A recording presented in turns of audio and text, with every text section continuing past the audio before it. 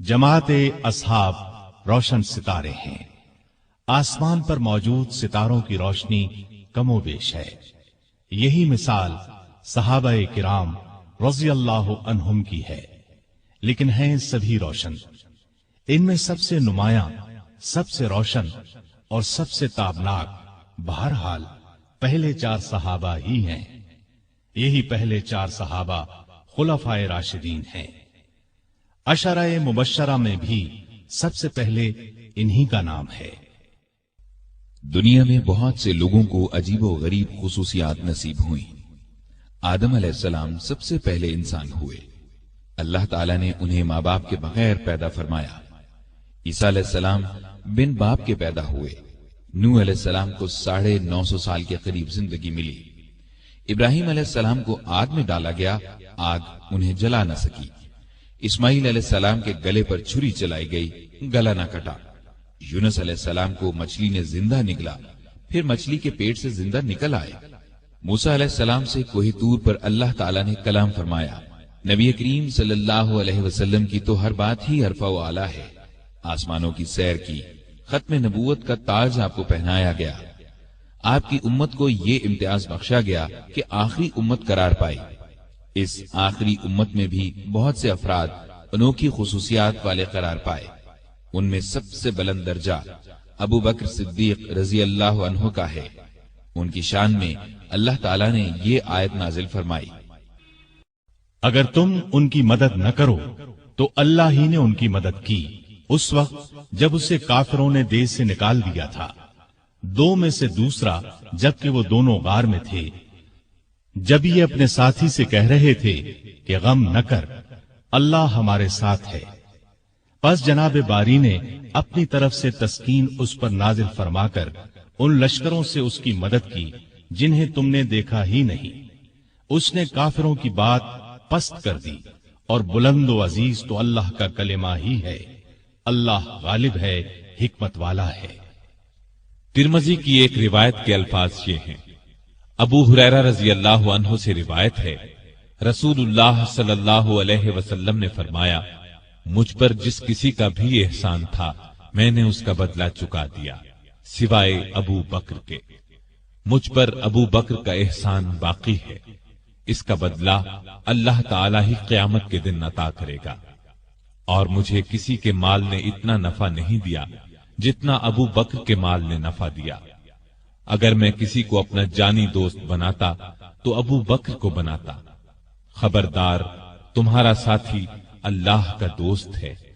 यानी अल्लाह ताला ने चूंकि मुझे दोस्त बनाया है, इसलिए अल्लाह के सिवा मैं किसी को दोस्त नहीं बना सकता।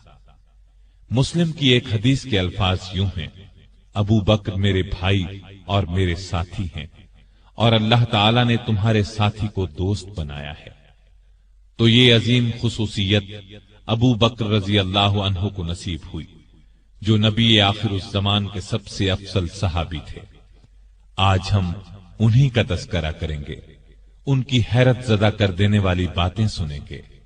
अबू बकर सिद्दीक रजी अल्लाह अन्हु 573 ईस्वी में पैदा हुए। नबी करीम सल्लल्लाहु अलैहि वसल्लम उनसे करीबन 2.5 साल पहले दुनिया में तशरीफ ला चुके थे। गोया नबी करीम सल्लल्लाहु अलैहि वसल्लम पहले आमुल फील में जलवा अफरोज हुए, जबकि अबू बकर सिद्दीक तीसरे आमुल फील में पैदा हुए। आमुल फील हाथियों वाले साल को कहते हैं, यानी जिस साल अब्रहा ने हाथियों के लश्कर के साथ काबे पर चढ़ाई की थी और अल्लाह ताला ने अबाबीलों के जरिए उसे और उसके लश्कर को खाया हुआ भूसा बना दिया था। बाप ने उनका नाम अब्दुल काबा रखा, यानी काबे का बंदा। इस्लाम को नबी करीम सल्लल्लाहु अलैहि वसल्लम ने उनके इस्लाम लाने पर बदला और अब्दुल्लाह नाम रखा, यानी अल्लाह का बंदा। लेकिन आप अबू बकर के नाम से मशहूर हुए। अबू बकर दरअसल उनकी कुन्नियत थी। असल नाम के अलावा अरबों में बाप, बेटे, बेटी या माँ वगैरह के नाम की निस्बत से एक और नाम रख दिया जाता था। ये नाम किसी खूबी की बिना पर भी रखा जाता था। अबू बकर के किसी बेटे का नाम बकर नहीं था। उनकी अच्छी आदत और नेकी के कामों में आगे रहने की वजह से लोगों ने उनकी कुन्नियत अबू बकर रख दी थी। बकर का एक मतलब पहल करना भी है, गोया वो नेकी के कामों में पहल करते थे। उनकी ये कुन्नियत इस कदर मशहूर हुई कि असल नाम से बहुत कम लोग वाकिफ हैं। उन्होंने चूंकि हर मौका और हर मरहले पर नबी करीम सल्लल्लाहु अलैहि वसल्लम की तस्दीक की कि आप सच्चे रसूल हैं और जो कुछ आप फरमाते हैं बिल्कुल सच होता है, इसी तरह हर हालत में, दुख में भी और सुख में भी उन्होंने नबी करीम सल्लल्लाहु अलैहि वसल्लम का साथ दिया। इसीलिए सिद्दीक के लक़ब से मशहूर हुए। खुद रसूलुल्लाह सल्लल्लाहु अलैहि वसल्लम ने उन्हें सिद्दीक के लक़ब से याद फरमाया। सिद्दीक से मुराद है निहायत सच्चा, सच्चाई के खिलाफ हर बुराई के मुकाबले में डट जाने वाला। चुनाचे अबू बकर सिद्दीक हर मौके पर सच्चे साबित हुए, लिहाजा सिद्दीक कहलाए। उनका एक लक़ब अतीक भी है। अतीक का मतलब है आजाद। आपने उन्हें देखकर एक बार फरमाया, तुम अल्लाह की तरफ से दोज़ख से आजाद हो। एक और मौके पर आपने फरमाया, जिसे जमीन पर दोज़ख से आजाद किए हुए शख्स को देखना हो वो अबू बकर को देख ले। इस लिहाज से उनका एक लक़ब अतीक हुआ। उनका एक मशहूर लक़ब यार गार भी है। वो गारे सौर में आपके साथ थे, जैसा कि आप अभी आयत और उसका तर्जुमा सुन चुके हैं। तफसीलात आगे आएंगी। आप खानदान तैम से थे। कुरैश की कई शाखें थीं। उनमें से एक का नाम बनु हाशिम था। नबी करीम सल्लल्लाहु अलैहि वसल्लम बनु हाशिम से थे। एक शाख का नाम बनु तैम था।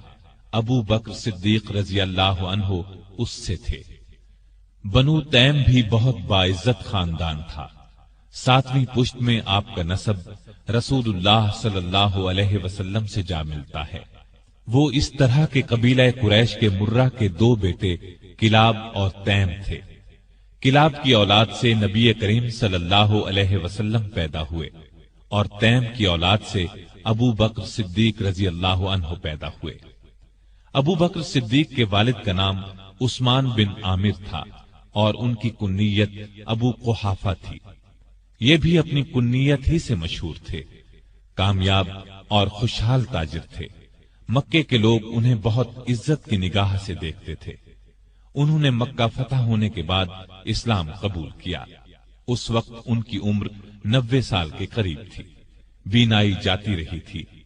14 हिजरी में 97 साल की उम्र में वफात पाई। अबू बकर रजी अल्लाह अन्हु की वालिदा का नाम सलमा बिन्त सखर था। उनकी कुन्नियत उम्मुल खैर थी। ये भी बनु तैम से थीं। अपने शौहर अबू कुहाफा के चचा की बेटी थी। उन्होंने नबी करीम सल्लल्लाहु अलैहि वसल्लम की मदीने हिजरत से चंद साल पहले इस्लाम कबूल किया। लंबी उम्र पाई और अबू कुहाफा के वफात के कुछ अरसे बाद फौत हुई। अबू बकर के 2 भाइयों का जिक्र भी तारीख की किताबों में मिलता है। दोनों बचपन में फौत हो गए थे। 2 बहनें भी थीं, उम्मे फरवा और कुरैबा। उम्मे फरवा की शादी अशअस बिन कैस से और कुरैबा की शादी मशहूर सहाबी कैस बिन साद से हुई थी। अबू बकर सिद्दीक रज़ी अल्लाह अन्हु पैदा हुए तो हर तरफ शिर्क की तारीकियां छाई हुई थीं। लोग पत्थर और लकड़ी के बुतों की पूजा करते थे। अबू बकर बचपन ही से ज़हीन और बहुत नेक थे। होश संभाला तो माँ बाप को बुतों की पूजा करते देखा, लेकिन किसी ने अबू बकर को बुतों की पूजा करते न देखा, न किसी ने उन्हें मजबूर किया। उस वक्त अरब में लिखने पढ़ने का रिवाज नहीं था। बहुत थोड़े लोग लिखना पढ़ना जानते थे। अबू बकर पढ़े लिखे लोगों में से थे। शायद उन्होंने बचपन ही में लिखना पढ़ना सीख लिया था। लड़ने का तरीका और हथियारों का इस्तेमाल भी सीखा था और तिजारत करने के गुर भी सीख लिए थे। वो कभी नशे वाली चीज के करीब नहीं गए, न किसी बुरे काम में कभी हिस्सा लिया। जवान हुए तो खूबियां और निखर गईं। 18 साल की उम्र में तिजारत का पेशा इख्तियार किया। वो यमन, शाम और इराक वगैरह जाते, वहां से कपड़ा खरीद कर लाते और फरोख्त करते। बहुत जल्द अपनी सच्चाई और दयानत की वजह से दूसरे ताजरों को पीछे छोड़ गए, दौलतमंद हो गए। मक्के के रईसों में उनका शुमार होने लगा। जितने दौलतमंद थे उतने ही सखी, नर्म दिल और लोगों के हमदर्द थे। भूखों को खाना खिलाते, नंगों को कपड़े पहनाते, بیواؤں اور یتیموں کی مدد کرتے، کسی کو مصیبت میں دیکھتے تو فوراً اس کی مدد کو پہنچتے، عام لوگوں کے ساتھ بہت محبت اور شفقت سے پیش آتے، کبھی جھوٹ نہیں بولتے تھے، شراب اور بتوں سے نفرت کرتے تھے۔ اس زمانے میں جو بے شمار دوسری برائیاں پھیلی ہوئی تھیں ان سے بھی دور رہتے تھے۔ عربی زبان کے بہت اچھے عالم تھے، کبھی کبھار شعر بھی کہہ لیتے تھے۔ عرب میں یہ بات بہت خوبی کی سمجھی جاتی تھی۔ قریش کی مختلف شاخوں اور دوسرے قبیلوں کے رسم و رواج اور حسب و نسب کو جاننے والا ان سے بڑھ کر کوئی نہیں تھا۔ قتل کے مقدمات کے فیصلے وہی کرتے تھے۔ نیکی، پرہیزگاری، دیانتداری، نرم مزاجی، ملنساری اور دوسری خوبیوں کی وجہ سے مکے کے سب لوگ ان کی دل سے عزت کرتے تھے۔ کسی معاملے میں کوئی مشکل پیش آ جاتی تو مشورے کے لیے انہی کے پاس آتے تھے۔ عرب کے دوسرے قبیلے بھی ان کی عزت کرتے تھے۔ تجارت کے لیے دوسرے ملکوں کا سفر کرتے تو عرب کے اکثر قبیلوں سے واسطہ پڑتا تھا، وہ سب انہیں ایک معزز اور نیک تاجر خیال کرتے تھے۔ یہی وہ زمانہ تھا جب ان کی دوستی نبی کریم صلی اللہ علیہ وسلم سے ہو گئی، اور یہ دوستی روز بروز گہری ہوتی چلی گئی۔ دونوں ایک دوسرے کو بہت چاہنے لگے تھے۔ کئی تجارتی سفر بھی ایک ساتھ کیے۔ پھر وہ وقت بھی آیا جب رسول اللہ صلی اللہ علیہ وسلم ہر روز صبح و شام ان کے گھر تشریف لے جانے لگے۔ اس طرح وہ مکے کے تمام لوگوں سے بڑھ کر آپ صلی اللہ علیہ وسلم کے اخلاق اور بے مثال خوبیوں سے واقف ہو گئے۔ اسلام لانے سے پہلے تک ان کا یہی رنگ رہا، یہاں تک کہ 38 سال کی عمر کو پہنچ گئے۔ اس وقت نبی کریم صلی اللہ علیہ وسلم کی عمر مبارک 40 سال ہو چکی تھی اور آپ 41ویں سال میں قدم رکھ چکے تھے کہ آپ نے نبوت کا اعلان فرمایا۔ سب سے پہلے 4 نیک انسانوں نے اسلام قبول کیا، ان میں سے 3 تو آپ کے گھر کے تھے، یعنی خدیجہ رضی اللہ عنہا، علی رضی اللہ عنہ اور زید بن حارثہ رضی اللہ عنہ۔ علی آپ کے چچا زاد بھائی تھے، آپ ہی کے پاس رہتے تھے اور اس وقت ان کی عمر 10 برس تھی۔ زید بن حارثہ آپ کے خادم اور منہ بولے بیٹے تھے۔ خدیجہ آپ کی بیوی تھی۔ گھر سے باہر کے لوگوں میں سب سے پہلے ابو بکر صدیق رضی اللہ عنہ نے اسلام قبول کیا۔ گویا مردوں میں بھی سب سے پہلے یہی اسلام لائے۔ اسلام لاتے ہی آپ نے فوراً کہہ دیا، اب میری ہر چیز کا مالک اللہ اور اللہ کے رسول ہیں۔ مال اور اسباب تو کیا چیز ہیں، ان کی خاطر جان اور اولاد بھی قربان کر سکتا ہوں۔ نبوت کا اعلان فرمانے کے بعد نبی صلی اللہ علیہ وسلم نے شروع کے 3 سالوں میں صرف ان سمجھدار لوگوں کو اسلام کی طرف بلایا جن سے یہ امید کی جا سکتی تھی کہ وہ جھگڑا نہیں کریں گے اور اللہ کا سچا دین قبول کر لیں گے۔ اس کام میں ابو بکر صدیق نے آپ کا پورا ساتھ دیا، اسلام کی تبلیغ کی اور قریش کے بڑے بڑے لوگوں کو مسلمان کر لیا۔ ان میں عثمان غنی، طلحہ، زبیر، سعد بن ابی وقاص اور عبد الرحمن بن عوف رضی اللہ عنہم جیسے اونچے رتبے کے لوگ شامل تھے۔ رسول کریم صلی اللہ علیہ وسلم کی تبلیغ سے 3 سال میں قریباً 150 نیک مردوں اور عورتوں نے اسلام قبول کیا۔ یہ کام چپکے کیا گیا۔ اس زمانے میں نمازیں بھی چھپ کر پڑھی جاتی تھیں تاکہ کافروں کو ان کے اسلام لانے کا پتہ نہ چلے۔ تاہم ایک دن چند کافروں نے مسلمانوں کو نماز پڑھتے دیکھ لیا۔ انہوں نے مسلمانوں کو باپ دادا کا مذہب چھوڑنے پر برا بھلا کہا۔ نبی کریم صلی اللہ علیہ وسلم کو خبر ہوئی تو آپ نے اپنے پیارے صحابی ارقم بن ابی ارقم رضی اللہ عنہ کے مکان کو مسلمانوں کے جمع ہونے اور نماز پڑھنے کی جگہ بنا دیا۔ یہ مکان صفا پہاڑی کے قریب تھا اور بہت محفوظ تھا، کافر اس پر آسانی سے حملہ نہیں کر سکتے تھے۔ نبوت کے 4تھے سال اللہ تعالی کے حکم سے آپ نے کھلم کھلا اسلام کی تبلیغ شروع فرمائی۔ اس پر کافر بھڑک اٹھے، مسلمانوں کو ستانے لگے، ان کے دشمن بن گئے۔ مسلمانوں نے قریباً 9 سال ظلم برداشت کیے۔ اسلام لانے والوں کی تعداد مسلسل بڑھتی گئی۔ ابو بکر رضی اللہ عنہ نے بھی اسلام کی خاطر ظلم برداشت کیے، لیکن برابر اسلام کی خدمت میں لگے رہے۔ آپ صلی اللہ علیہ وسلم پر جان چھڑکتے رہے۔ جس وقت انہوں نے اسلام قبول کیا ان کے پاس 40,000 درہم تھے۔ ان میں سے اپنے پاس صرف 5-6 ہزار درہم رکھ کر باقی سب غریب مسلمانوں کو کافروں کے پنجے سے چھڑانے اور اسلام کی ترقی کے لیے خرچ کر ڈالے۔ ابو بکر رضی اللہ عنہ کی تبلیغ سے جن لوگوں نے اسلام قبول کیا ان میں طلحہ بھی تھے۔ یہ ابو بکر رضی اللہ عنہ کے چچا زاد بھائی تھے۔ ان کے اسلام لانے کا حال قریش کے ایک سردار کو معلوم ہوا۔ یہ شخص اسلام کا سخت دشمن تھا۔ اس نے طلحہ اور ابو بکر رضی اللہ عنہما کو رسی سے باندھ کر خوب مارا پیٹا، لیکن یہ اسلام پر قائم رہے۔ ایک روز نبی کریم صلی اللہ علیہ وسلم خانہ کعبہ میں تشریف لے گئے۔ کافروں نے آپ کو دیکھا تو جوش میں آ گئے، گھیرے میں لے لیا۔ ابو بکر کو خبر ہوئی تو فوراً کعبے پہنچے اور کفار مکہ سے کہا، تم پر افسوس ہے، تم ایک ایسے شخص کو مارے ڈالتے ہو جو کہتا ہے میرا رب اللہ ہے، جبکہ وہ اللہ کی صاف نظر آنے والی نشانیاں لے کر تمہارے پاس آیا ہے۔ ابو بکر کے یہ الفاظ سن کر کافروں نے رسول اللہ کو تو چھوڑ دیا، سب نے مل کر ان پر حملہ کر دیا اور اتنا مارا کہ لہو لہان ہو گئے۔ یہ مار کھاتے جاتے تھے اور کہتے جاتے تھے، اے عزت اور شان والے اللہ، تیری ذات بہت برکت والی ہے۔ آخر بے ہوش ہو کر گر پڑے۔ ان کے قبیلے والوں کو پتہ چلا تو دوڑے آئے، اٹھا کر گھر لے گئے۔ عائشہ رضی اللہ عنہا فرماتی ہیں کہ ابا جان کو زخمی حالت میں گھر لایا گیا تو حالت یہ تھی کہ سر پر جس جگہ ہاتھ لگتا وہاں سے بال جھڑ جاتے۔ بہت دیر بعد انہیں ہوش آیا تو سب سے پہلے ان کی زبان سے یہ الفاظ نکلے، رسول اللہ صلی اللہ علیہ وسلم کا کیا حال ہے؟ اس وقت وہاں قبیلے کے ایسے لوگ بھی موجود تھے جو اسلام نہیں لائے تھے۔ انہیں یہ الفاظ سن کر بہت غصہ آیا، کہنے لگے، تم پر افسوس ہے، اس حالت میں بھی محمد کا خیال نہیں چھوڑتے۔ جب یہ لوگ چلے گئے تو انہوں نے اپنی ماں سے پھر وہی سوال پوچھا۔ ماں نے کہا، مجھے ان کا کچھ حال معلوم نہیں۔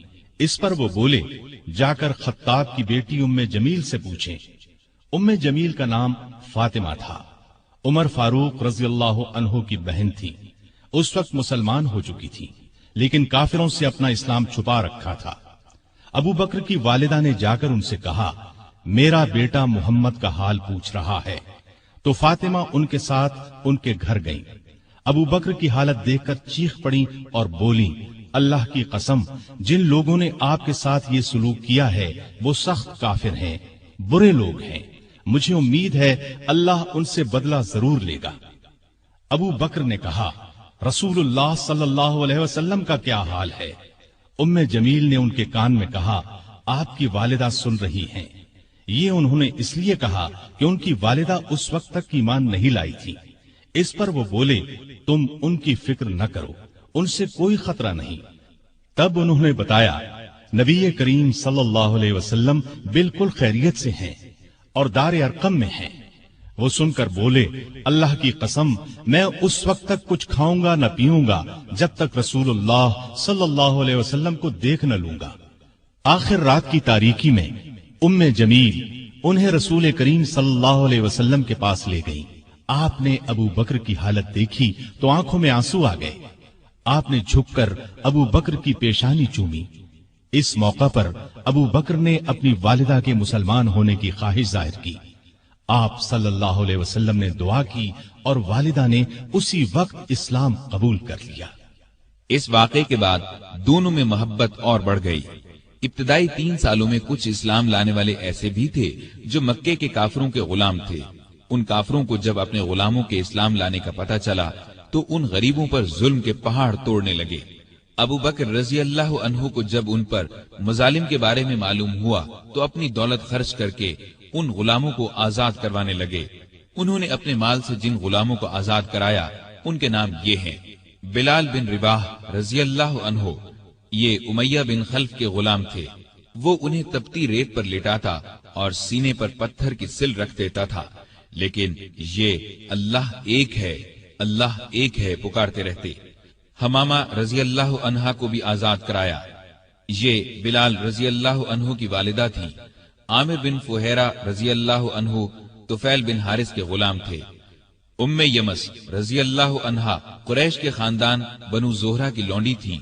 کافر ان پر بہت ظلم کرتے تھے۔ ابو فکیہہ رضی اللہ عنہ بنو عبد الدار یا صفوان بن امیہ کے غلام تھے۔ انہیں بیڑیاں پہنا کر ریت پر اوندھا لٹایا جاتا تھا، کمر پر بھاری پتھر رکھا جاتا تھا۔ لہزیہ اور ان کی بیٹی لبینہ، زنیرہ، ان سب کو ابو بکر نے خرید کر آزاد کیا۔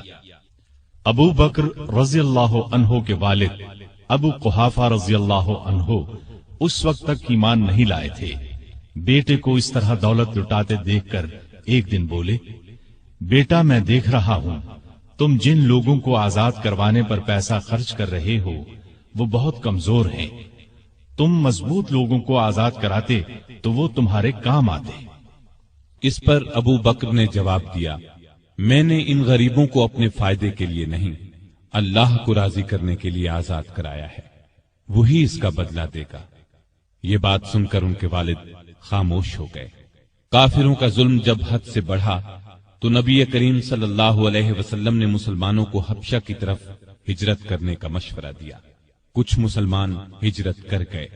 ابو بکر نے بھی اپنا وطن چھوڑا، لیکن راستے میں قبیلہ قارہ کے سردار ربیہ بن رفیع ملے۔ وہ اپنی امان میں انہیں واپس مکے لے آئے، اس لیے کہ وہ ابو بکر کو بہت پسند کرتے تھے۔ مکے میں داخل ہو کر ربیہ نے اعلان کر دیا کہ ابو بکر ان کی پناہ میں ہیں۔ قریش نے اس شرط پر ان کی پناہ منظور کر لی کہ ابو بکر اپنے گھر کے اندر جس طرح چاہیں عبادت کریں، گھر سے باہر نہ کریں، نہ اونچی آواز سے قرآن پڑھیں۔ انہوں نے یہ بات مان لی، لیکن ان کا دل بہت نرم تھا۔ جب گھر میں قرآن پڑھتے تو بے اختیار رونے لگتے۔ ان کے رونے کی آواز سن کر لوگ گھروں سے نکل آتے، راستہ چلتے لوگ رک جاتے اور قرآن سننے لگتے۔ مکے کے کافروں نے جب یہ دیکھا تو ربیہ سے شکایت کی۔ ربیہ نے ان کی شکایت ابو بکر کے آگے رکھی۔ اس پر ابو بکر نے ان کی پناہ واپس کر دی اور فرمایا، میں اپنے اللہ کی پناہ پر راضی ہوں۔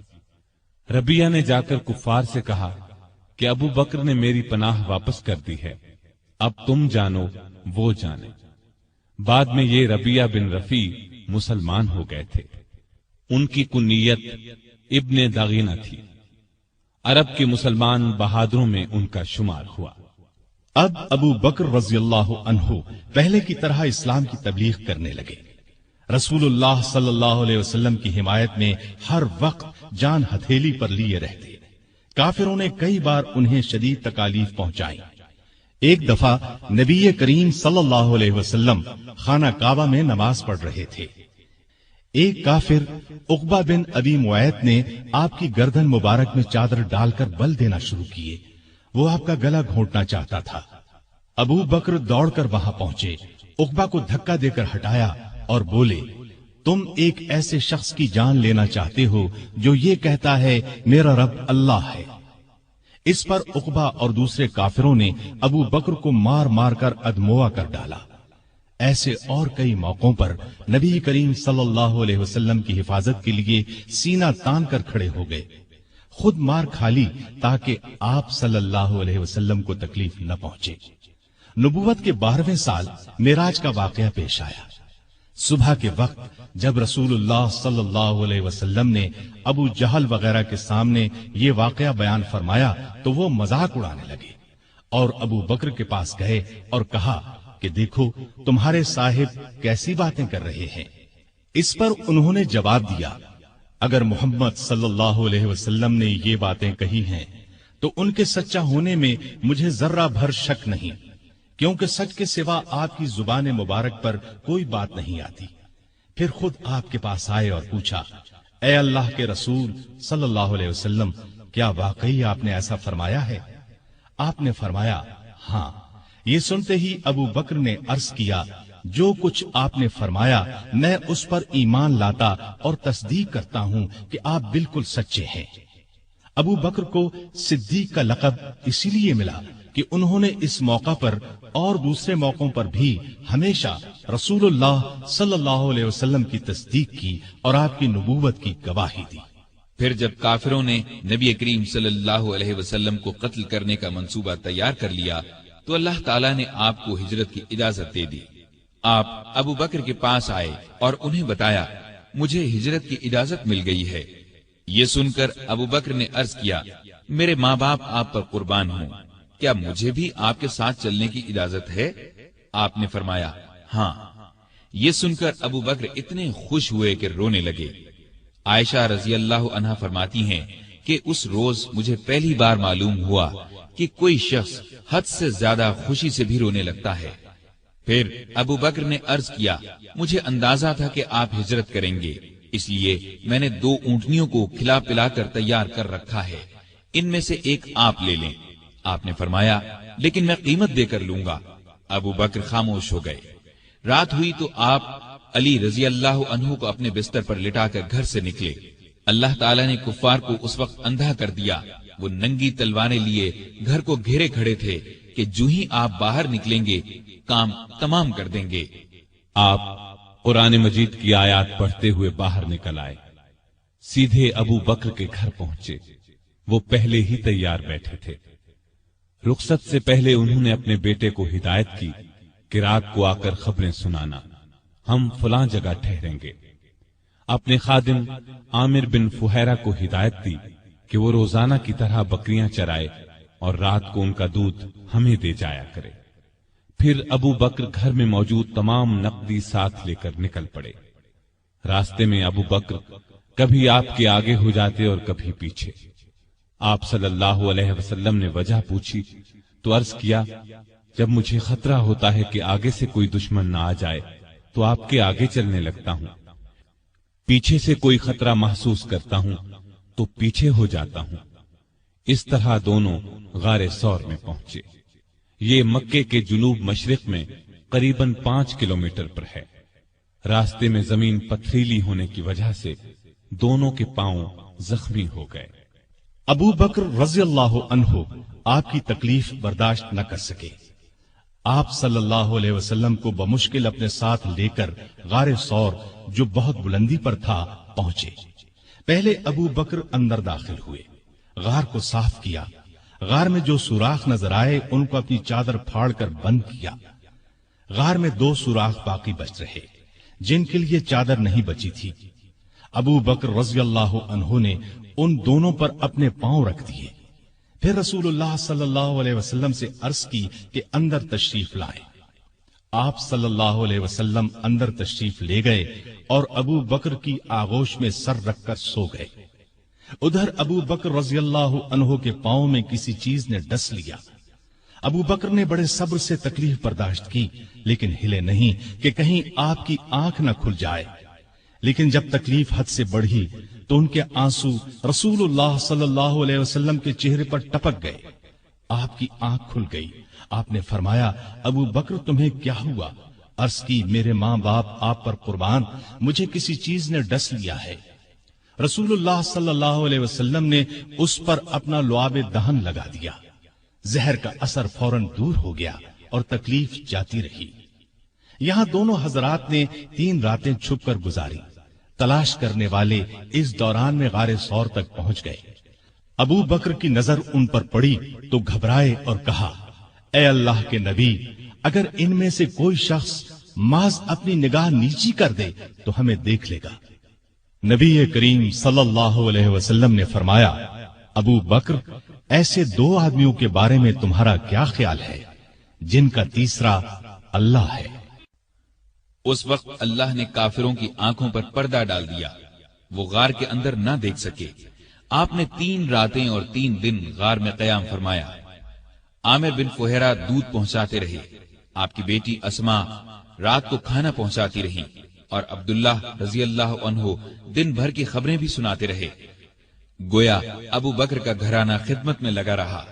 تیسری رات غار سے روانہ ہوئے، عامر ساتھ چلے۔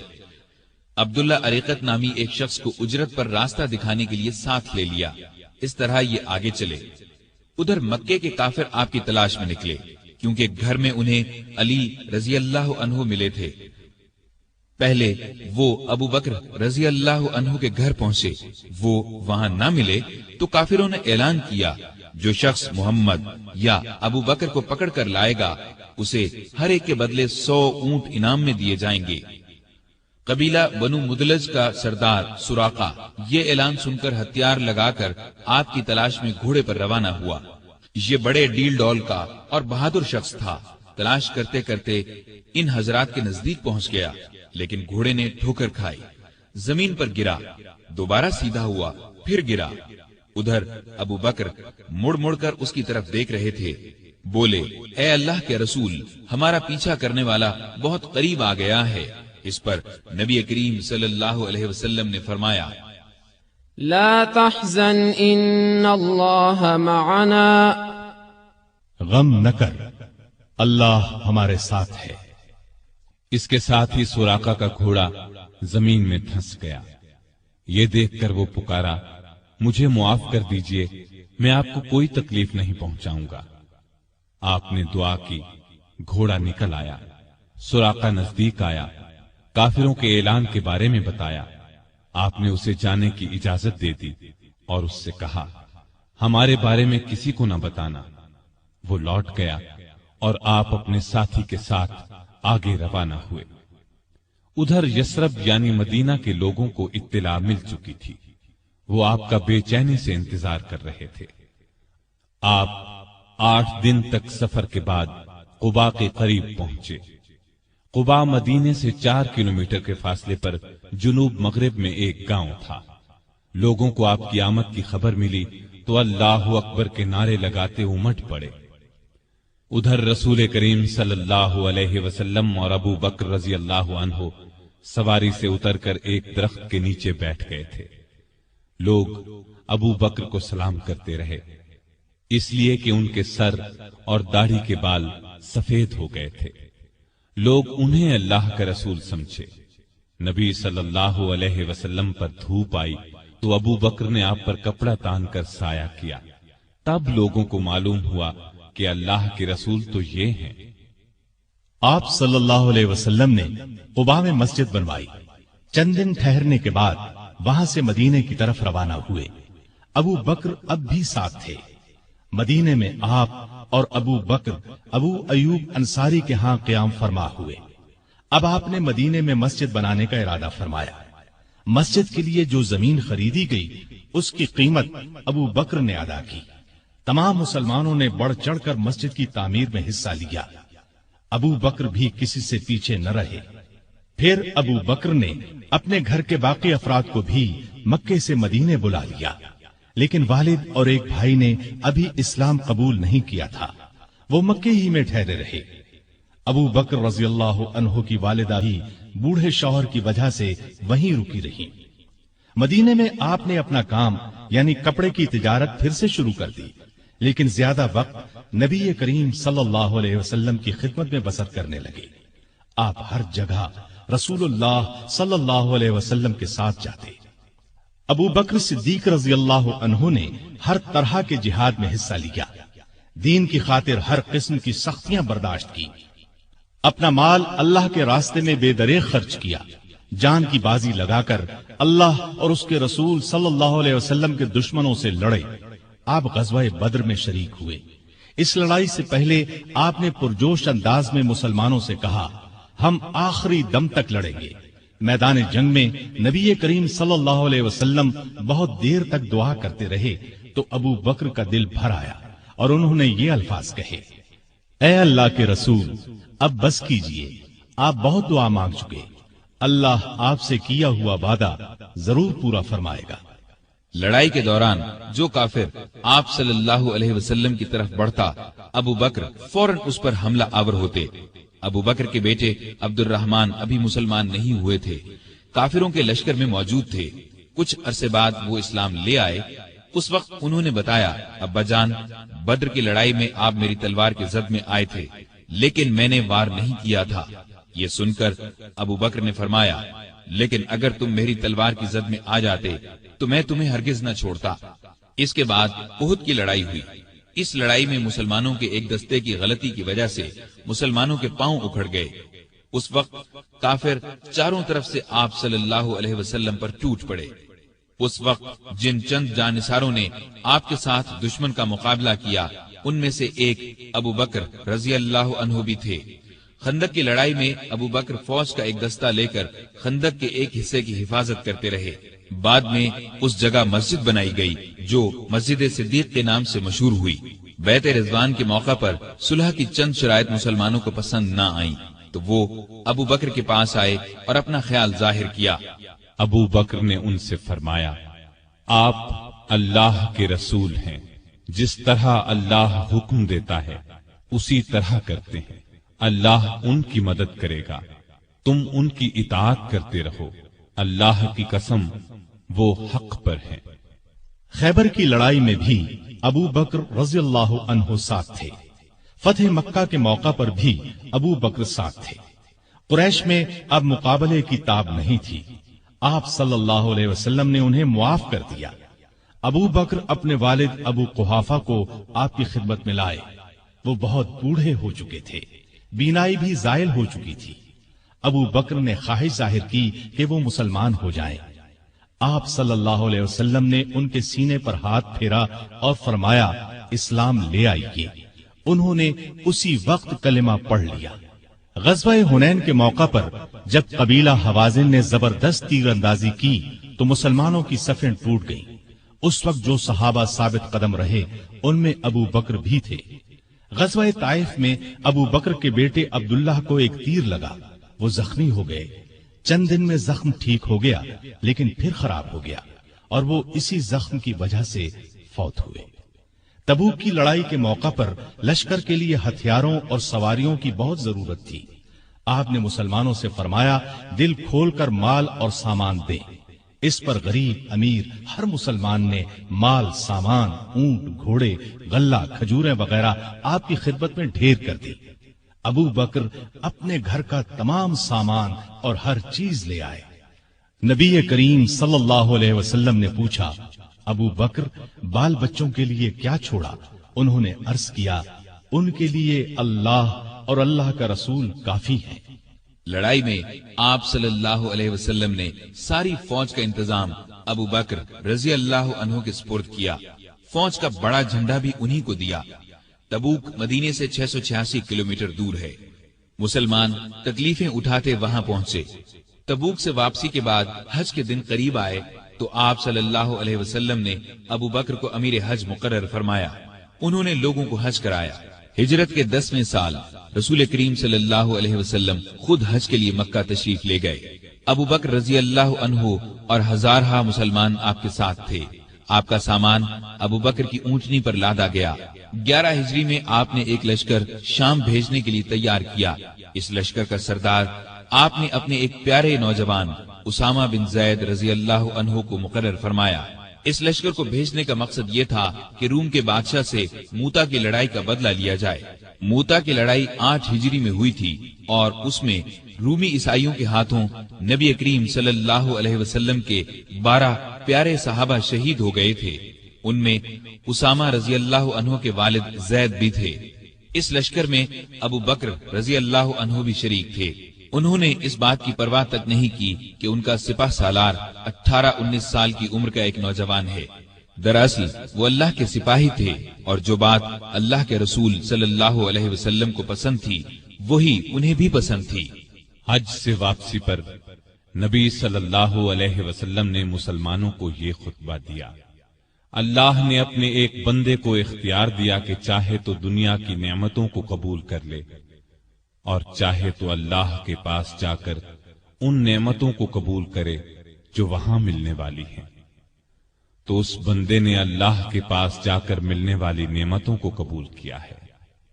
یہ خطاب سن کر ابو بکر رضی اللہ عنہ رونے لگے۔ وہ سمجھ گئے کہ یہ آپ صلی اللہ علیہ وسلم نے اپنے بارے میں فرمایا ہے۔ ہجرت کے 11ویں سال رسول کریم صلی اللہ علیہ وسلم کے مرض میں اضافہ ہو گیا تو آپ نے ابو بکر کو نماز پڑھانے کا حکم فرمایا۔ ابو بکر نمازیں پڑھانے لگے۔ اس دوران میں ایک صبح آپ کو افاقہ محسوس ہوا تو آپ سہارا لے کر مسجد میں تشریف لے آئے۔ ابو بکر نے پیچھے ہٹنا چاہا تو آپ نے اشارے سے فرمایا اپنی جگہ پر رہو۔ پھر آپ نے ان کے ساتھ بیٹھ کر نماز ادا کی۔ ہجرت کے 11ویں سال 12 ربیع الاول بروز پیر آپ صلی اللہ علیہ وسلم نے رحلت فرمائی۔ وہ دن ابو بکر کی زندگی کا سب سے بڑے صدمے کا دن تھا۔ انہوں نے نبی کریم صلی اللہ علیہ وسلم کی پیشانی کو بوسہ دیا اور فرمایا، میرے ماں باپ آپ پر قربان، اللہ آپ پر 2 موتیں جمع نہیں کرے گا۔ جو موت اللہ نے آپ کے لیے لکھ دی وہ آ چکی، اب آپ پر کبھی موت نہیں آئے گی۔ اس وقت صحابہ کی حالت بہت نازک تھی۔ سیدنا عمر فاروق رضی اللہ عنہ ننگی تلوار لیے اعلان کرتے نظر آئے، جو شخص یہ کہے گا کہ رسول اللہ صلی اللہ علیہ وسلم نے وفات پائی، میں اسے جان سے مار ڈالوں گا۔ ابو بکر نے ان کی یہ تقریر سنی تو فرمایا، اے عمر سنبھلو اور چپ ہو جاؤ۔ پھر آپ نے لوگوں کے سامنے تقریر کی، لوگوں، جو شخص محمد صلی اللہ علیہ وسلم کو پوچھتا تھا وہ جان لے کہ محمد صلی اللہ علیہ وسلم وفات پا گئے ہیں، اور جو اللہ کو پوچھتا تھا وہ سمجھ لے کہ اللہ زندہ ہے، وہ کبھی نہیں مرے گا۔ ان الفاظ کے بعد آپ نے قرآن مجید کی یہ آیت تلاوت فرمائی، محمد صلی اللہ علیہ وسلم صرف رسول ہی ہیں، ان سے پہلے بہت سے رسول آ چکے ہیں۔ کیا اگر ان کا انتقال ہو جائے یا شہید ہو جائیں تو تم اسلام سے اپنی ایڑیوں کے بل پھر جاؤ گے؟ اور جو کوئی پھر جائے اپنی ایڑیوں پر تو ہرگز اللہ تعالیٰ کا کچھ نہ بگاڑے گا۔ ان قریب اللہ تعالیٰ شکر گزاروں کو نیک بدلہ دے گا۔ ابو بکر رضی اللہ عنہ کی تقریر سن کر لوگوں کو یقین آ گیا کہ رسول اللہ صلی اللہ علیہ وسلم واقعی ان سے جدا ہو چکے ہیں۔ آپ کی وفات کے بعد مسلمانوں نے متفقہ طور پر جناب ابو بکر صدیق کو خلیفہ چن لیا۔ خلیفہ بنائے جانے کے بعد انہوں نے یہ خطبہ دیا، لوگو، اللہ کی قسم، میں نے کبھی تمہارا امیر بننے کی خواہش نہیں کی۔ تم نے ایک ایسا بوجھ مجھ پر ڈال دیا ہے جس کے اٹھانے کی طاقت میں اپنے اندر نہیں پاتا، اور اللہ کی مدد کے بغیر اس کو نہیں سنبھال سکتا۔ میں تم سے بہتر نہیں، اگر سیدھے راستے پر چلوں تو میری مدد کرنا، اور اگر غلطی کروں تو مجھے درست کر دینا۔ یاد رکھو، سچائی امانت ہے اور جھوٹ خیانت۔ تم میں سے جو کمزور ہے وہ میرے نزدیک طاقتور ہے، یہاں تک کہ اس کا حق دلوا دوں، اور تم میں سے جو طاقتور ہے وہ میرے نزدیک کمزور ہے، یہاں تک کہ اس سے دوسروں کا حق وصول کر لوں۔ جو قوم اللہ کی راہ میں جہاد چھوڑ دیتی ہے وہ ذلیل کر دی جاتی ہے، اور جس قوم میں بے حیائی پھیل جاتی ہے اس پر اللہ کا عذاب نازل ہوتا ہے۔ جب تک میں اللہ اور اس کے رسول صلی اللہ علیہ وسلم کی اطاعت کروں تم میرا حکم مانو، اور جب میں اللہ اور اس کے رسول کی نافرمانی کروں تو تم پر میرا حکم ماننا فرض نہیں۔ اب نماز کے لیے کھڑے ہو جاؤ، اللہ تم پر رحم فرمائے۔ خلیفہ بننے کے بعد ابو بکر نے جو سب سے پہلا حکم جاری کیا وہ یہ تھا کہ اسامہ کے لشکر کو شام جانے کے لیے تیار ہو جانا چاہیے۔ مجاہدین فوراً جمع ہونے لگے۔ اسی اثنا میں خبریں آنے لگیں کہ عرب کے بہت سے قبیلوں نے زکوٰۃ ادا کرنے سے انکار کر دیا ہے۔ یہ لوگ ابھی تھوڑا عرصہ پہلے ہی مسلمان ہوئے تھے۔ بعض لوگوں نے نبی ہونے کا جھوٹا دعویٰ کر کے ہزارہا لوگوں کو بے وقوف بنا ڈالا۔ لوگ ان کے گرد جمع ہو گئے۔ یہ حالات دیکھ کر بعض صحابہ نے سیدنا صدیق اکبر کو مشورہ دیا کہ ان حالات میں اسامہ کے لشکر کو بھیجنا مناسب نہیں، بہتر یہ ہے کہ اس کو روک دیا جائے تاکہ دشمن مدینے پر حملہ کریں تو ان کا مقابلہ کیا جا سکے۔ لیکن ابو بکر نے یہ مشورہ ماننے سے انکار کر دیا اور فرمایا، اللہ کی قسم، اگر مدینہ اس طرح آدمیوں سے خالی ہو جائے کہ درندے اور کتے مجھے پھاڑ کھائیں، تب بھی میں اس لشکر کو شام جانے سے نہیں روکوں گا جس کو رسول اللہ صلی اللہ علیہ وسلم نے شام جانے کا حکم فرمایا تھا۔ اب بعض صحابہ نے یہ مشورہ دیا کہ لشکر کا سپہ سالار 9 عمر اسامہ کی جگہ کسی عمر رسیدہ تجربہ کار صحابی کو بنا دیا جائے۔ یہ سن کر ابو بکر کو غصہ آ گیا۔ انہوں نے فرمایا، یہ تم کیسا مشورہ دے رہے ہو؟ جس شخص کو رسول اللہ صلی اللہ علیہ وسلم نے لشکر کا امیر بنایا، میں اس کی جگہ کسی اور کو امیر مقرر کروں، ایسا ہرگز نہیں ہوگا۔ پھر ابو بکر رضی اللہ عنہ لشکر کو رخصت کرنے کے لیے خود مدینے سے باہر مقام جرف پر پہنچے، دور تک انہیں چھوڑنے گئے۔ اسامہ گھوڑے پر سوار تھے اور ابو بکر ان کے ساتھ پیدل چل رہے تھے۔ اسامہ نے عرض کیا، اے رسول اللہ کے خلیفہ، یا تو آپ بھی گھوڑے پر سوار ہو جائیں یا مجھے گھوڑے سے اتر کر پیدل چلنے دیں۔ ابو بکر نے فرمایا، نہ تو میں سوار ہوں گا نہ تمہیں گھوڑے سے اترنے دوں گا۔ اگر کچھ دیر کے لیے میرے قدموں پر اللہ کی راہ کا غبار پڑ جائے تو اس سے میری شان میں کوئی کمی نہیں آ جائے گی۔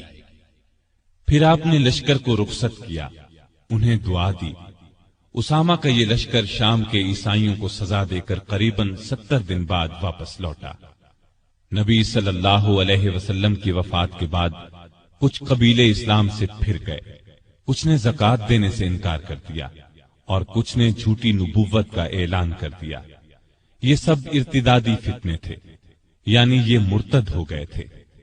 ابو بکر رضی اللہ عنہ نے ان سب کے خلاف جہاد کیا۔ پہلے آپ نے زکوٰۃ نہ دینے والوں سے جنگ کی، انہیں شکست دی۔ پھر خالد بن ولید اور دوسرے سپاہ سالاروں کے لشکر جھوٹے نبیوں کی طرف روانہ کیے۔ مسیلمہ کذاب سب سے بڑا جھوٹا نبی تھا۔ خالد بن ولید کے لشکر نے اسے شکست فاش دی۔ اس لڑائی کو یمامہ کی لڑائی کہا جاتا ہے۔ مسیلمہ بھی اس جنگ میں مارا گیا۔ 10,000 مرتد ہلاک ہوئے۔ مسلمانوں کے لشکر میں سے 1,000 شہید ہوئے۔ اس طرح مرتدوں کی کمر ہمیشہ کے لیے ٹوٹ گئی، ہر طرف امن قائم ہو گیا، اور یہ سب ابو بکر کی غیر معمولی ایمانی طاقت، ہمت اور شجاعت کی وجہ سے ممکن ہوا۔ اس کے بعد آپ کا ایک خاص کارنامہ یہ ہے کہ آپ نے قرآن کو ایک جگہ جمع کروایا، کیونکہ اس وقت قرآن مجید مختلف جگہوں پر لکھا ہوا تھا۔ یمامہ کی لڑائی میں سینکڑوں حفاظ صحابہ شہید ہو گئے تھے، اس لیے ضرورت محسوس ہوئی کہ قرآن کو ایک جگہ جمع کر دیا جائے، چنانچہ یہ کام کیا گیا۔ اس کے بعد ابو بکر روم اور ایران کی طرف متوجہ ہوئے۔ روم اور ایران اس وقت دنیا کی 2 بڑی سلطنتیں تھیں۔ روم والے عیسائی تھے اور ایران کے لوگ مجوسی یعنی آگ کو پوجتے تھے۔ دونوں ہی مسلمانوں کے دشمن تھے۔ نبی کریم صلی اللہ علیہ وسلم نے اپنی زندگی مبارک میں آس پاس کے ملکوں کے بادشاہوں کے نام اسلام کے پیغامات ارسال فرمائے تھے۔ ایک خط ایران کے بادشاہ خسرو پرویز کو بھی بھیجا گیا تھا۔ اس نے آپ کا خط پھاڑ دیا تھا۔ آپ نے یہ خبر سن کر فرمایا تھا، اللہ اس کے ملک کے ٹکڑے ٹکڑے کرے۔ پھر خسرو پرویز کے بیٹے نے اسے قتل کر ڈالا۔ اس کے بعد ایرانی آپس میں لڑنے لگے۔ ایسے میں ابو بکر رضی اللہ عنہ خلیفہ بن گئے تو انہوں نے خالد بن ولید کو سپاہ سالار بنا کر ایران کی طرف روانہ کیا۔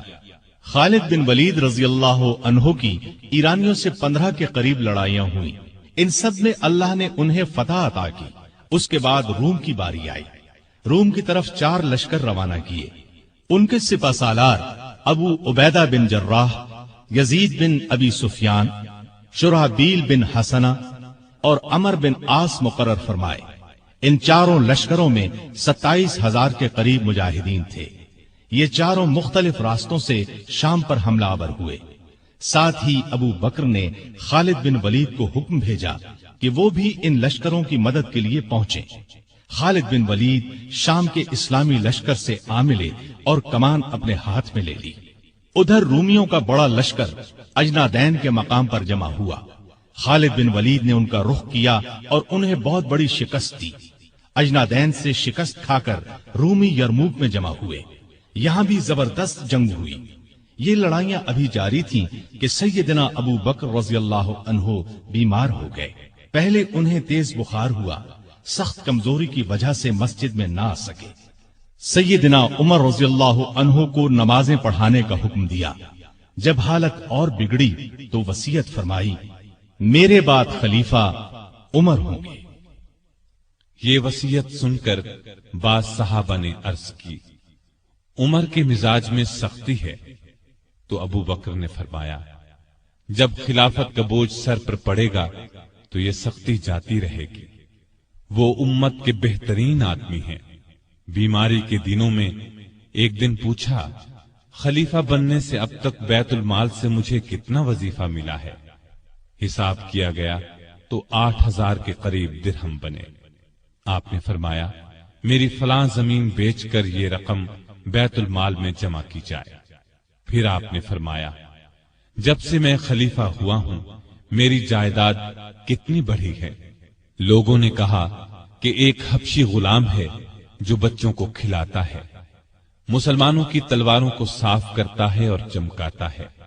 एक ऊंटनी है जिस पर पानी लाता है और एक मामूली सी पुरानी चादर है। ये सुनकर फरमाया, मेरे मरने के बाद ये सब चीजें नए खलीफा उमर के पास पहुंचा दी जाएं। एक वसीयत ये की कि मेरी कब्र रसूलुल्लाह सल्लल्लाहु अलैहि वसल्लम की कब्र के पास बनाई जाए। अपने कफन के बारे में फरमाया, जो कपड़े मेरे बदन पर हैं उन्हीं में कफन दिया जाए। इस पर आयशा रजी अल्लाह अन्हा ने फरमाया, हम आपके लिए नया कफन क्यों ना खरीदें? जवाब में फरमाया, मुर्दों से ज्यादा नए कपड़ों की जरूरत जिंदों को है। ये भी फरमाया, नबी सल्लल्लाहु अलैहि वसल्लम की वफात पीर को हुई थी, आज पीर है। मुझे उम्मीद है कि मेरी मौत भी आज ही होगी। चुनाचे 22 जमादुल आखिर हिजरत के 13वें साल पीर के दिन अबू बकर रजी अल्लाह अन्हु इस दुनिया से रहलत कर गए। कफन दफन उनकी वसीयत के मुताबिक हुआ। वफात के वक्त उम्र 63 साल थी। खिलाफत की मुद्दत 2 साल 3 माह 11 दिन है। खलीफा बनने से पहले कपड़े की तिजारत करते थे। जिस रोज खलीफा बनाए गए उससे अगले रोज कपड़े के थान कंधे पर रखकर बाजार की तरफ निकले। उमर ने देखा तो अर्ज की, अगर आप तिजारत करते रहे तो मुसलमानों के काम कौन सर अंजाम देगा? इस तरह मुसलमानों के मशवरे से आपका वजीफा मुकर्रर हुआ। ये इतना था जितना एक आम आदमी का खर्च होता है। वफात के वक्त ये भी अपनी जमीन फरोख्त करके बैतुल माल में जमा कराने की वसीयत कर दी। इस वसीयत के मुताबिक जब ये रकम बैतुल माल में जमा कराने के लिए सैयदना उमर फारूक की खिदमत में लाई गई तो उमर रो पड़े। आपकी शक्ल नूरानी, कद दरमियाना, जिस्म दुबला पतला, रंग गोरा था। लिबास बहुत सादा पहनते, इबादत का बहुत शौक था। दिन को रोजा रखते, रात को क़याम करते। तिलावत के वक्त इतना रोते कि दाढ़ी तर हो जाती। कुरान और हदीस के बहुत बड़े आलिम थे। आपसे मरवी 42 अहादीस हैं। लिखना पढ़ना भी जानते थे। मुख्तलिफ औकात में 5 शादियां की। 3 बेटे और 3 बेटियां थीं। उनके नाम ये हैं: अब्दुल्लाह, अब्दुर्रहमान, मोहम्मद, अस्मा, आयशा और उम्मे कुलसूम रज़ी अल्लाह अन्हुम। घर वालों से बहुत मोहब्बत करते थे, लेकिन सबसे ज्यादा नबी करीम सल्लल्लाहु अलैहि वसल्लम से मोहब्बत करते थे। इस मोहब्बत का अल्फाज में बयान नामुमकिन है। हर वक्त अपनी जान नबी करीम सल्लल्लाहु अलैहि वसल्लम पर कुर्बान करने के लिए तैयार रहते थे। आप सल्लल्लाहु अलैहि वसल्लम भी हर वक्त उन्हें अपने साथ रखते। कोई बात उनसे छुपा कर नहीं रखते थे। आप सल्लल्लाहु अलैहि वसल्लम की खिदमत में सहाबा जुड़कर बैठते थे, लेकिन अबू बकर के लिए जगह छोड़ दी जाती थी। जब वो अपनी जगह पर आकर बैठते तो आप उनकी तरफ रुख कर लेते थे। आप सल्लल्लाहु अलैहि वसल्लम फरमाया करते थे, अबू बकर तमाम लोगों में मुझे सबसे ज्यादा प्यारे हैं। आप सल्लल्लाहु अलैहि वसल्लम ने कई बार उन्हें जन्नत की बिशारत दी। एक मर्तबा फरमाया, अबू बकर हौज़े कौसर पर मेरे साथ होंगे। एक मर्तबा नबी करीम सल्लल्लाहु अलैहि वसल्लम ने 10 सहाबा के नाम लेकर फरमाया कि ये जन्नती हैं। इनमें पहला नाम अबू बकर सिद्दीक का लिया। अबू बकर सिद्दीक गरीबों और मोहताजों की बहुत मदद करते थे। अल्लाह के रास्ते में खर्च करने में सबको पीछे छोड़ देते थे। अल्लाह का खौफ इस कदर था कि हिसाब के दिन का ख्याल आने पर कांप जाते थे। फरमाया करते थे, काश मैं एक तिनका होता, किसी को कोई बात कह देते तो फौरन उससे मुआफी मांग लेते। लोगों को सलाम करने में पहल करते थे। परहेजगारी तो हद दर्जे की थी। एक दिन आपका गुलाम खाने की कोई चीज लाया। आपने उसमें से कुछ खा लिया, लेकिन खाने के बाद गुलाम ने आपसे पूछा, آپ کو معلوم ہے کہ آپ نے جو کھایا ہے وہ کیا ہے؟ آپ نے فرمایا بتلاؤ یہ کہاں سے آیا ہے؟ اس نے بتایا کہ زمانہ جاہلیت میں ایک شخص نے مجھ سے کچھ منتر پڑھوایا تھا، یہ اس کی اجرت ہے۔ یہ سن کر ابو بکر نے اپنا ہاتھ منہ میں ڈالا اور جو کچھ پیٹ میں گیا تھا قے کے ذریعے سب کچھ باہر نکال دیا۔ مزاج میں بہت عاجزی تھی۔ خلیفہ بننے سے پہلے محلے والوں کی بکریوں کا دودھ دو دیتے تھے۔ خلیفہ بننے کے بعد بھی یہ معمول نہ چھوڑا، لوگوں کو بہت اچھی اچھی نصیحتیں کرتے رہتے تھے۔ فرماتے ہیں مصیبت کی جڑ انسان کی گفتگو ہے، عقل مند کی پہچان یہ ہے کہ وہ زیادہ باتیں نہیں کرتے۔ سچائی امانت اور جھوٹ بددیانتی ہے۔ کسی مسلمان کو حقیر نہ جانو۔ جس قوم میں بری باتیں عام ہو جائیں تو اللہ اس کو مصیبت میں ڈال دیتا ہے۔ ہر اچھے کام کے ثواب کا ایک اندازہ ہے، لیکن صبر کا ثواب بے اندازہ ہے۔ گناہ سے توبہ کرنا ضروری ہے، لیکن گناہ سے بچنا اس سے بھی زیادہ ضروری ہے۔ اس دن پر رو جو تیری عمر سے گزر گیا اور تو نے اس میں کوئی نیکی نہیں کی۔ اللہ تعالیٰ اس وقت تک نفلی عبادت قبول نہیں کرتا جب تک کہ تم فرض ادا نہ کرو۔ جو قوم جہاد کو چھوڑ دیتی ہے اللہ اس کو ذلیل کر دیتا ہے۔ مظلوم کی بد دعا سے بچو کیونکہ اللہ اس کو فوراً سن لیتا ہے۔ علم بغیر عمل کے بیکار ہے۔ بروں کے پاس بیٹھنے سے اکیلے بیٹھ رہنا بہت اچھا ہے۔ دوائیں کھا کھا کر صحت مند نہیں بنا جا سکتا۔ جس پر نصیحت اثر نہ کرے اس کا دل ایمان سے خالی ہے۔ مسکین اور محتاج کو عاجزی اور ادب سے خیرات دو، اس لیے کہ خوشی سے خیرات دینا اس کے قبول ہونے کی نشانی ہے۔ اللہ سے شرم کرو۔ ہر کام کرتے وقت یاد رکھو اللہ تمہیں دیکھ رہا ہے۔ بڑائی پرہیزگاری میں ہے اور عزت عاجزی میں۔ آپس میں بھائی بھائی بن کر رہو جیسا کہ تمہیں اللہ نے حکم دیا ہے۔ ایک دوسرے سے تعلق مت توڑو، کسی سے حسد نہ کرو اور نہ کسی کے خلاف دل میں کینہ رکھو۔ سامعین محترم، ابھی آپ دارالسلام اسٹوڈیو سے خلفائے راشدین کا پہلا حصہ خلیفہ راشد سیدنا ابو بکر صدیق رضی اللہ عنہ سماعت فرما رہے تھے۔